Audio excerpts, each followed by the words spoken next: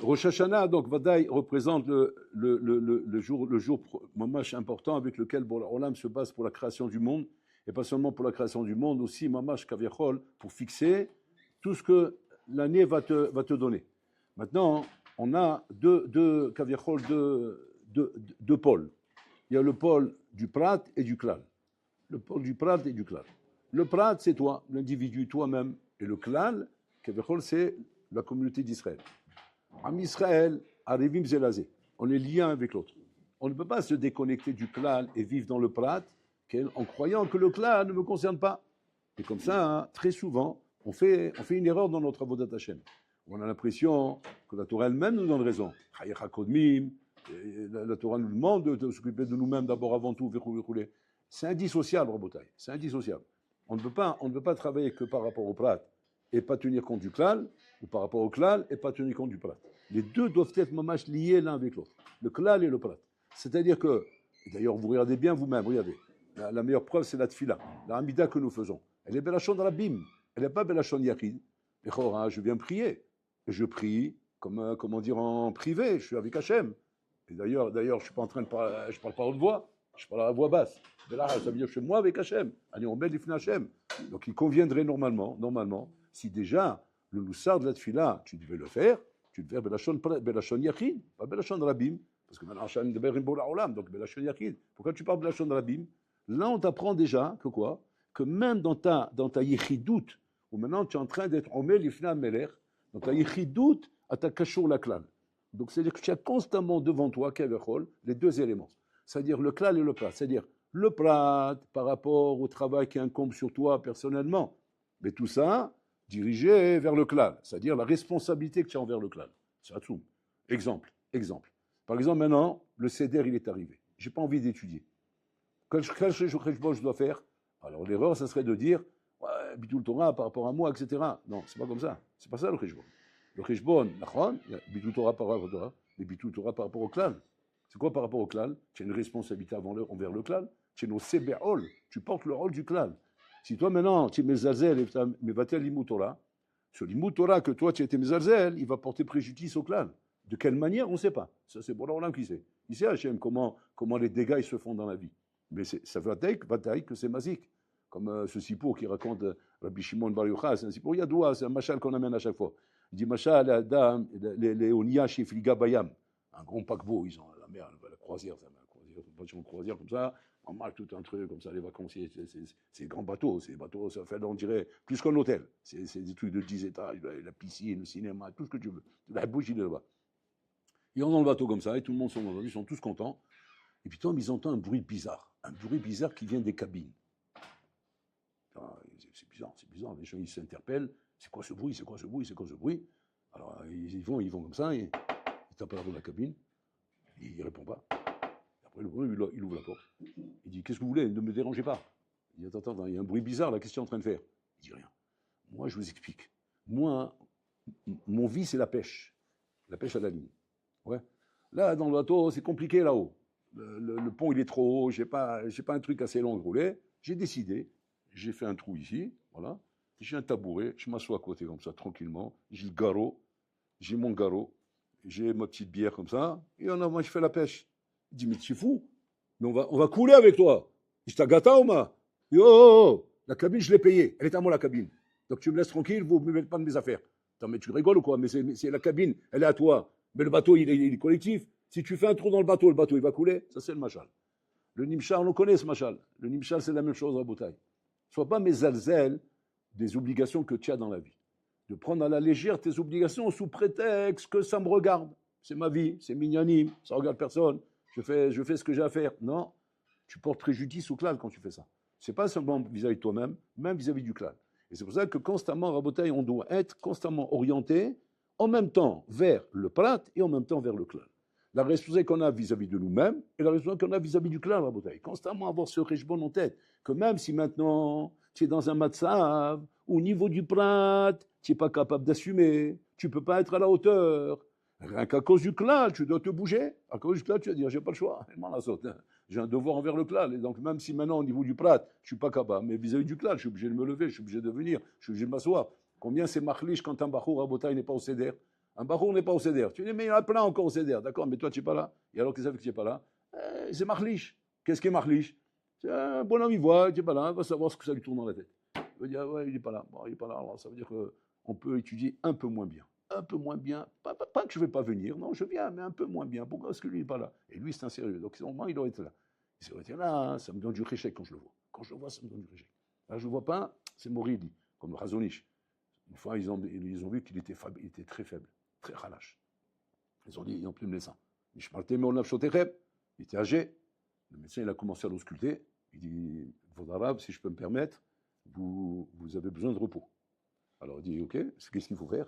Il dit, combien vous étudiez par jour? Le Razonich, il y a 12 heures. Son CEDER, c'était 20 heures par jour. 20 heures ratsouf. Isrim shaot ratsouf. Ratsouf. Ne bougez pas. Alors, il a dit, vous rigolez 20 heures ratsouf, mais vous allez mourir. On ne peut pas, à votre âge, dans l'état de santé où vous n'avez pas les conditions, vous n'êtes pas robuste, vous êtes faible. Donc, il faut enlever. Alors là, je dis, bon, il écoute le docteur, c'est son rôle, il est pour ça. Et la Torah elle-même, elle nous demande. Il dit, ok, Makvodo Matsia. Il dit, Makvodo, quel conseil vous me donnez, Kvodo? Alors il dit, enlevez 2 heures. Enlevez 2 heures. Voilà, 18 heures, c'est bien. C'est beaucoup, 18 heures. Mais au moins, enlevez 2 heures et reposez-vous. Alors, j'ai réfléchi. Il dit quoi? C'est Pico en Nefesh? Il dit, ça peut devenir Pico en Nefesh. C'est-à-dire, c'est ça fait Pico en Nefesh. Donc, c'est pas de la rigolade. C'est pas de la rigolade. Alors, il réfléchit comme ça. Il dit, pourquoi vous réfléchissez? Il dit quoi? Il y a un safek dans ce que je viens de vous dire. Je suis médecin, je sais de quoi je parle. Je suis baki, et donc je vous dis qu'il y a un problème. Il dit, non, c'est pas ça mon problème. Je vais vous expliquer le problème. Si moi, je m'arrête 2 heures, oui, à Pognovic, ils vont arrêter 3 heures. Ils vont arrêter encore 1 heure avant. Si à Pognovic, ils vont arrêter 1 heure avant, à Bnei Brak, ils vont arrêter encore 1 heure avant. Si à Bnei Brak, ils arrêtent encore 1 heure avant, Ken, en Eretz Israël, ils vont arrêter encore 1 heure avant. Et après, ce qui va se passer, c'est qu'un juif à Paris fasse marier qu'une Goya. Le docteur, il le regarde, il dit, j'ai pas compris le rapport là. Attends, j'ai compris le mahalar au début, mais la Récha, j'ai compris, mais la Sefa, j'ai pas compris. Il a dit, je le fais Bekitsour. La Hidaridut, elle est inévitable. Et c'est comme ça que la Hidaridut se fait. C'est-à-dire, ça se fait, Rabotai, mi d'avoir les d'avoir. Du moment où moi, j'avais devant moi un exemple, un phare, quelqu'un qui me donnait du réchec. Et je vois que cet exemple, Rabotai, Nirlash, automatiquement, tout descend d'un cran. Et quand ça descend d'un cran, ça ne descend pas d'un cran seulement ici. Parce qu'on est lié à Israël. Ça descend d'un cran jusqu'à Paris. Jusqu'à Paris, que tu vois un juif là-bas, Smaïkun Goya, le Chazonich, il dit, c'est à cause de quoi? C'est à cause de moi, maintenant que j'étais Mekil Bechlal dans la. Il dit, Yesh Piko en effet, je t'ai regardé misé. Il y a un Piko en effet plus grand que celui-là. Et Badachelo. Donc là, il faut être Moser Nefesh. Quand il n'y a plus Piko en effet, qu'est-ce qu'on fait? Moser Nefesh. Moser Nefesh, et on continue à étudier. C'est Nora Vaillon. Regardez la shkafa qu'ils avaient. Que les Chachamim, ils avaient remonté. C'est ça la shkafa qu'on te demande d'avoir à Rosh Hashanah. À Rosh Hashanah, tu dois venir comme un Ish Klali, pas comme un Ish Prati. Le Yerushalmi, il dit, c'est quoi Ish Prati? Av. Av, c'est le chien quand il aboie. Mais av en araméen, ça veut dire quoi? Ça veut dire ten. C'est tu as le bonhomme qui vient au Rosh Hashanah, il vient pour demander qu'on lui donne. Qu'on lui donne quoi? Ça parnassa, c'est Inyanim, il veut qu'on lui donne. Ça, c'est Adam Prati, Rabotai. C'est un bonhomme égoïste qui pense qu'à lui-même, mais qui ne fait pas le souci, Rabotai, du clan.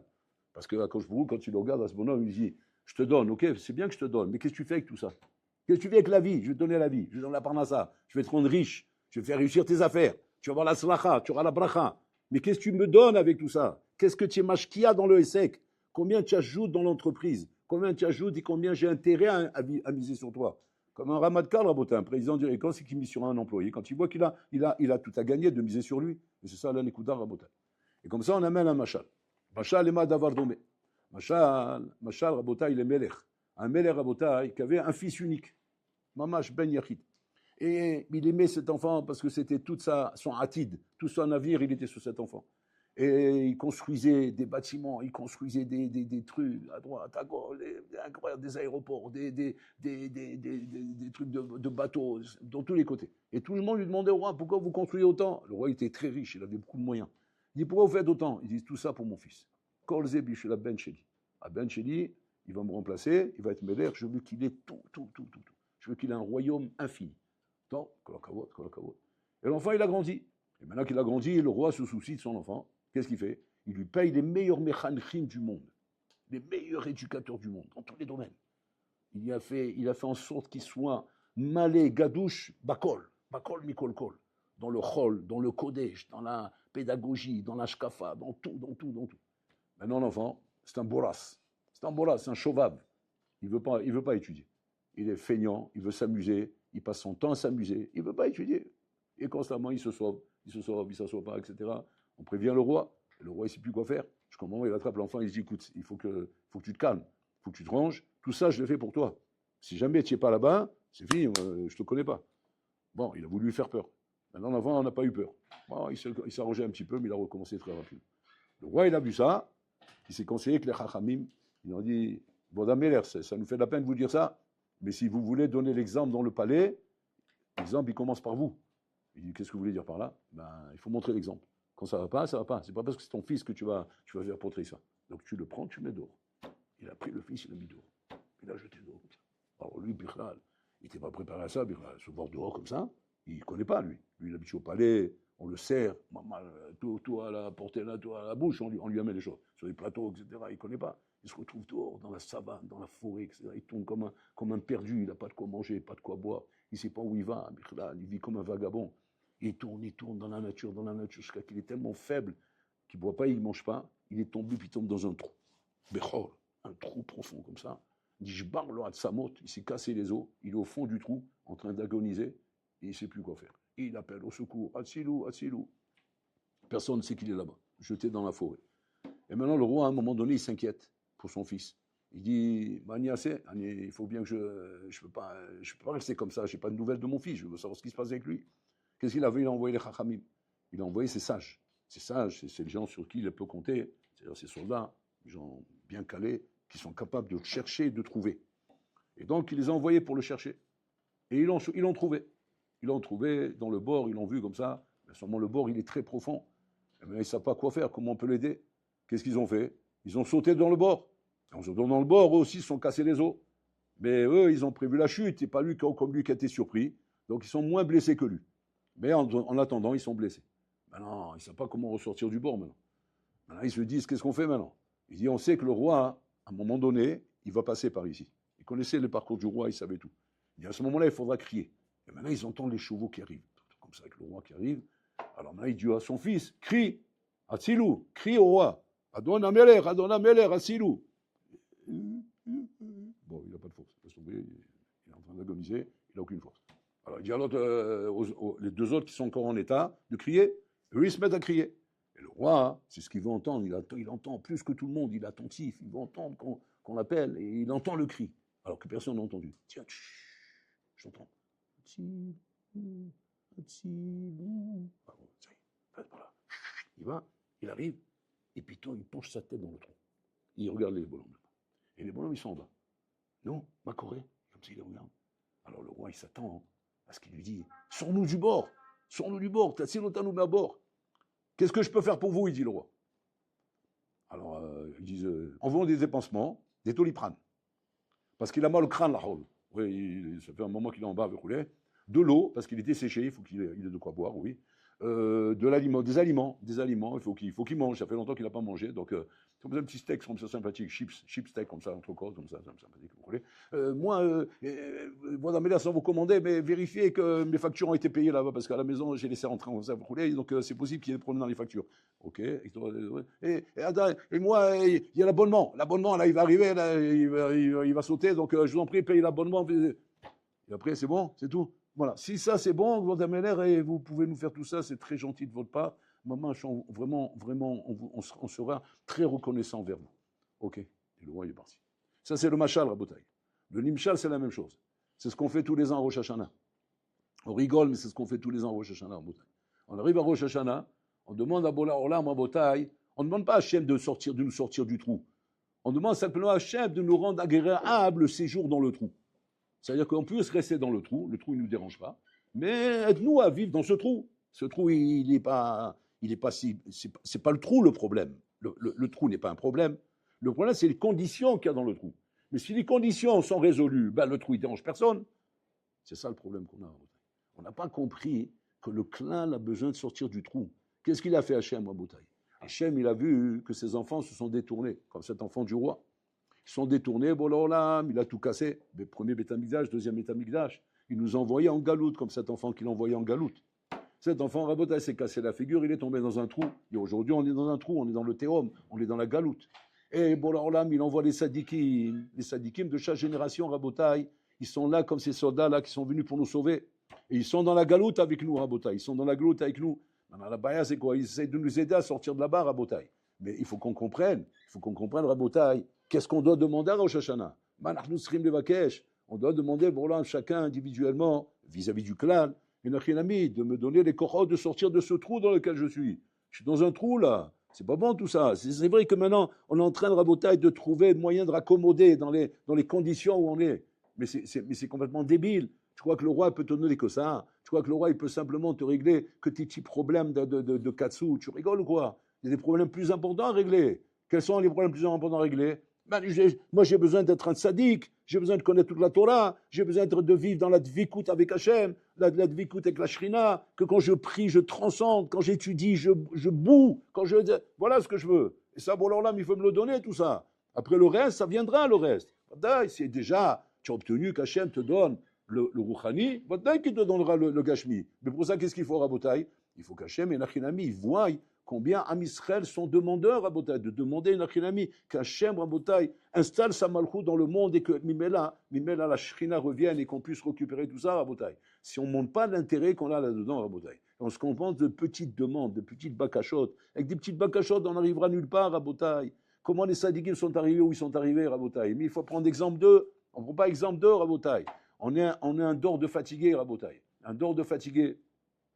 Où on est, Baruch Hashem, on étudie, on prie, on fait des choses, Rabotai. Mais tout avec deux tensions, Rabotai. Tout se passe avec deux tensions. On est des fonctionnaires, des courlinos, Rabotai. Des courlinos. Doucement le matin et pas trop vite le soir. Et de cette manière, on croit qu'on va décoller, Rabotai. On ne décolle pas comme ça. On raconte sur les deux frères, Sefer Afla. Vous connaissez le Sefer Afla? Mekirim. Non, vous ne connaissez pas. Tintin Milou, vous connaissez? Ouais. Ça, vous ne connaissez pas. Bon. C'est Sefer Afla, Rabotai. Sefer Atsum. C'est le Ayoun dans le chat, c'est des soubiots de Ayoun là-bas, mais à tomber à la renverse. Ayoushte Achim. Ils étaient deux frères, Rabotai. Afla, Ayoushte Achim. Ils étudiaient ensemble en Havluta. Ayoun Omdim, Havluta, Biahad. Une fois, ils étaient au Beta Midrash, Rabotai. À quelle heure? 3h30 du matin. 3h30 du matin, assis au Beta Midrash, il n'y a pas d'heure. C'est pas l'heure, c'est pas le réveil qui me dit que je dois me lever. C'est quand mon corps n'en peut plus, alors il tombe, alors là je tombe, mais sinon je me lève pas. Et donc ils étaient en train d'étudier comme ça, pitom, ils ont une coucha sur un rajba, une coucha tsuma. Ils n'arrivent pas à répondre. Ils cherchent. Le grand frère, il dit à son petit frère, il dit, va me chercher tel sefer, tel livre. Alors là, c'est friand, je crois que là-bas, on va trouver un malach. Donc, il est parti. Maintenant, il attend. 2 minutes, 3 minutes, 4 minutes, 5 minutes, 10 minutes. C'est pas possible. Là, c'est friand, elle n'est pas si loin que ça. Combien de temps ça prend aller-retour? 5 minutes. 7 minutes. Ça fait déjà un quart d'heure. Et où il est celui-là? Qu'est-ce qu'il fait? Il se lève. Il va voir où il est. Où il le trouve? Par terre allongé. Il est par terre allongé. En train de ronfler. Alors il s'approche de lui, son frère, comme ça. Il le regarde. Qu'il nous met une tarte. Il se réveille. Qu'est-ce qui t'arrive? Il dit rien, je suis tombé. Vous savez, ça veut dire quoi? Il est tombé? Épuisé. Ils sont épuisés, Rabotai. Ils marchent au radar. C'est-à-dire que le bonhomme, il avance, Rabotai, sur les rotules. Il est tombé épuisé, il a un os à le pied, qu'est-ce que tu veux de lui? C'est pas des bonhommes qui font des petits sdarim comme ça, sympathiques, comme ça, de retraités. C'est la mort. Il est tombé. Il dit, Nafalti. Il dit, Lo Nafalta. Tu n'es pas tombé. Ta main, elle est posée comme ça. Tu n'es pas tombé. Tu t'es allongé, tu as mis ta tête sur la main. Regarde ce qu'il va chercher. Asma, qu'il a mis la main comme ça, il s'est allongé, il n'en peut plus. Non. Si tu es tombé, ça annonce. Tu n'es pas tombé, tu dois continuer. Ça, c'est des gens à Rabotai. On peut arriver à une madriga pareille que si jamais on a compris la responsabilité qu'on a envers le klal. Envers le prat, on ne peut pas arriver à ça. C'est impossible. Toutes ces histoires qu'on peut raconter à Botaï, sur les grands, il y a plein d'histoires comme ça. Le marchand à Botaï. Le marchand, on dit qu'il avait des cheveux longs. Tu vas dire pourquoi? Bon, d'une part, il ne voulait pas perdre le temps chez le coiffeur. Ok, mais attends, tu as une perruque sur la tête, le coach l'air. Pourquoi tu mets les cheveux longs comme ça? Alors tu vas dire, bon, d'accord, c'est peut-être une marla quelque part. Il n'est pas rouge, il est nazir, on va savoir. Non, c'est pas ça le pshat. Le marchand à Botaï, il a des cheveux longs, pourquoi? Parce que Shayalomed Balayla, il voulait faire attention de ne pas s'endormir quand il faisait du Iyun, quand il écrivait les beaux marchas qu'on a Rabotaï pour comprendre les sougiotes. Et qu'est-ce qu'il faisait Rabotaï? Il avait une installation dans son cheder. Quelle installation il a fait? Il a attaché 2 cordes au plafond, comme ça, qui descendent comme ça, comme 2 nattes. Ouais. Il les a accrochés à ses périodes comme ça, sur ses cheveux, comme ça. Il étudiait comme ça. Tu dis, à quoi c'est ça de faire ça? Ma nafkamina. Nafkamina, que quand maintenant il va dormir, il va se tomber et. Sur les cordes, elle tire la corde, elle tire les cheveux, il se réveille. Regardez ce que les chachamim faisaient à Botaï, pour pouvoir rester en train d'étudier. Mais Marcheshbon, c'est quoi le chikoul de faire des choses pareilles? C'est quoi le inyan Rabotaï? T'es tellement moser nefesh. Seulement quand tu as compris, effectivement, tu as une responsabilité vis-à-vis du klal. Quand tu comprends que de toi dépend le monde, de toi dépend la mission, de toi dépend la vie de Ham Israël, la vie de tout ce qui se passe autour de toi. C'est de toi que ça dépend. Comment un bonhomme Botaï peut être mezalzel? Comment il peut prendre à la légère? Un homme ne peut prendre à la légère que quand l'enjeu est petit. Quand l'enjeu est petit, c'est quand maintenant l'enjeu il est simplement vis-à-vis de moi-même. C'est-à-dire c'est un cheshbon avec moi-même. Et avec moi-même, je n'ai pas des grandes ambitions. Je n'ai pas de grandes ambitions. Moi, je ne cherche pas à devenir, comme il me disait hier, on cherche à être des bons juifs. Être un bon juif avec un petit avoda tranquille, et voilà, et c'est bien, non, quand on est des bons juifs. Qu'est-ce qu'on a besoin de choses comme ça? Ça, c'est dans le livre des records, ça, c'est pas pour nous, ça, c'est les, comment dire, c'est les trucs, les trucs, c'est spéciaux. Nous, on est tranquille, on mange cachère, on fait attention, quand on va dormir, on fait Kachema la mita, on dit moderne le matin qu'on se lève, roulez, et comme ça, on avance. C'est pas comme ça, c'est pas comme ça. Hachem, il ne peut pas tenir le monde avec des choses pareilles. Ce qui tient le monde, c'est les tzadikim. Les Souta tzadikim, qui portent le rôle de la Torah qui est négligé par le Olam. Le rôle de la Torah est négligé par le Olam. Bon, le Olam, il a dit une chose claire. Yom Shishi Besivan. Pourquoi il a mis un hé là-bas? Hashishi. Que ce jour-là, est le jour qui est la condition pour que le monde puisse exister. Si ce jour-là, Barmena n'est pas respecté, Barmena, je détruis le monde. Bon, le Olam, il dit tout dépend de la Kabbalah Torah de Ham Israël. Kabbalah Torah de Ham Israël, c'est quoi, Rabotai? C'est combien nous, Inachinami, vous avez des Bachoui Yeshivot, Baruch Hashem, vous avez eu le srout de venir à l'Yeshiva. Le srout de venir à l'Yeshiva, c'est un srout à dire. Vous ne pouvez pas vous imaginer la responsabilité qu'Hachem vous a donnée ici, la responsabilité que vous avez, et combien Hachem, il compte sur vous. Tu n'as pas été pris comme ça par hasard, et comme ça par hasard, tu es arrivé à l'Yeshiva. Si tu es arrivé à l'Yeshiva, c'est qu'Hachem, il mise sur toi, Inachinami, pour porter ce rôle-là. Il mise sur toi. Et Hachem, il t'a choisi. Maintenant, si toi, tu prends ça à la légère, et qu'au lieu d'être au céder, tu es soit dans le pimia, soit en train de dormir, soit en train de rêver aux corneilles, soit en train de compter les mouches, soit en train de faire autre chose, tu mens sakana. Tu mens sakana, toi, tu mens sakana de Ham Israël, Rabotai. C'est ça la sakana de Ham Israël. La sakana de Ham Israël, Rabotai, elle n'est pas à cause de Hezbollah, ou Hamas, ou ça. C'est pas ça la sakana. La sakana, Rabotai, c'est le Bitul Torah. C'est le Bitul Torah qui met en sakana. Et ça, Rabotai, c'est la chose qu'on doit absolument arriver à Rosh Hashanah. À demander à Bol Olam et Nachinami d'amener la Géoula, d'amener que le Mashiach vienne, que la Malchut d'Hachem se dévoile dans le monde, qu'on puisse arriver, mamash, comment dire, à trouver les kohot Rabotai, de redonner à la Torah, Kaviachol, sa place de kavod qu'elle mérite, la place de kavod que la Torah mérite, Rabotai, et pas la place qu'elle a aujourd'hui. Malheureusement, Baruch Hashem, les gens font tchouva, beaucoup de gens reviennent, Rabotai, mais la Torah, elle n'a pas encore trouvé sa place. Elle n'a pas sa place de kavod qu'elle mérite d'avoir, la Torah, Rabotai. Hashem, il a donné sa fille préférée, qui s'appelle la Torah.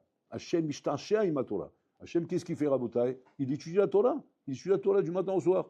Béni, Rabbi Meir Omer Kacha. Béni, Rabbi Tarfon Omer Kacha. Il cite les Chachamim, Rabotai. Il suit les Chachamim. Il te voit étudier à toi. Il dit, ah, voilà mon fils, il a dit comme ça. Mon fils, il a dit comme ça. Mon fils, il a dit comme ça. S'il t'entend parler, il répète derrière toi. Il répète derrière toi tellement qu'il imite la F de tes paroles. On n'est pas conscient, Rabotai, de la chashivut que la Torah a aux yeux d'Hachem. Et combien, nous, malheureusement, on ne prend pas ça à la légère, on prend ça à la légère, Rabotai. Havetz Chaim, il avait compté, Rabotai, qu'en une minute, un bonhomme, il peut dire 200 mots de Torah. 200 mots de Torah.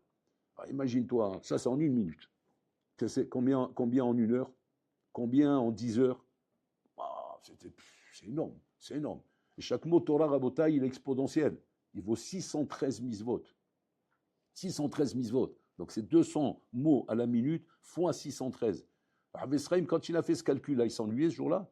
Ayam Shurmam, il n'avait pas envie d'étudier, alors il s'est mis à calculer comme ça. Il s'ennuyait. Il a pris le truc comme ça. Parce qu'il n'y a pas de calculatrice, il a pris un papier, il a commencé à calculer Rabotai. Non, c'est pas ça. Il a voulu, Rabotai, nous faire comprendre, Enachinami, le niveau Atsoum que représente la Torah, la Madriga que se représente, parce qu'on n'est pas conscient de ça, on n'est pas assez conscient. On n'est pas assez conscient, mamach, que le Tzera peut nous taper dans le tiroir caisse, Rabotai, mais à chaque seconde, parce qu'on ne voit pas l'importance de ce qu'il y a dans l'imoud. Tartov verrol, tartov verrol. C'est comme dans un mariage. Tartov, c'est-à-dire prends ce que tu peux prendre. La chante que le Tzera te prend, mais prends-toi aussi. Tartov. Tartov kamashioter. Pourquoi? Parce que c'est sur ça que le Olam y tient, Rabotai. Et ça, c'est la voda que nous faire au Rosh Hashanah, d'arriver, mamash, comment dire, pas stam comme un jour banal ou bien comme un jour de fête, ragil, vous voulez, non, c'est yom yuchad, qu'un Shem mamash déverse ce jour-là tous les kélim dont tu as besoin, tous les kélim dont tu as besoin pour pouvoir devenir un gadol, pour devenir un tamid chacham, Rabotai. Tous les gdolim, tous les sadikim sont devenus ce qu'ils sont devenus à Rosh Hashanah, Rabotai. C'est-à-dire, ce n'est pas exclu. Ne crois pas que les jeux sont faits. Ne crois pas que ça y est, tu es condamné à être un petit prolétaire de dessous ou bien un petit fonctionnaire. Non, c'est à kol taloui becha. Ça dépend de toi. Si toi, tu as décidé que sur Rosh Hashanah, tout doit changer, eh bien, tout changera. Be'ezat Hashem. Shimah nous zaken. Bien, Chania, Menakasha, Omer, Atzah, Kadosh, Baruch Hu,